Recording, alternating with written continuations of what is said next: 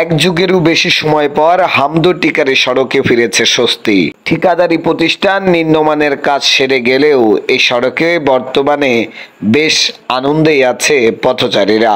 কারণ দীর্ঘদিন ধরে সড়ক উন্নয়ন থেকে বঞ্চিত ছিল হামদো-টিকারি সড়কটি।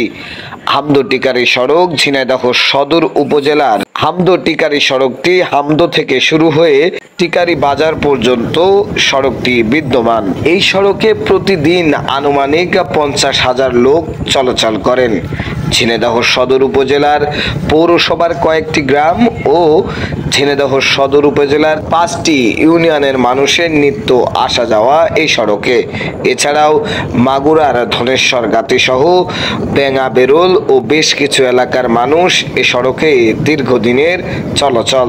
তবে সড়কটি নানাবিধ কারণে অবহেলায় যখন ছিল তখন বহুগুণে ভোগান্তি বেড়েছিল এই সড়কের মানুষের। তাই বর্তমানে সড়কটি পুনরায় সংস্কার হওয়ায় সড়কে গাড়ি চালিয়ে যেমন মজা পাচ্ছে পরিবহন ড্রাইভাররা, অন্যদিকে সড়কে যাতায়াত করেও স্বস্তি পাচ্ছে সাধারণ মানুষ।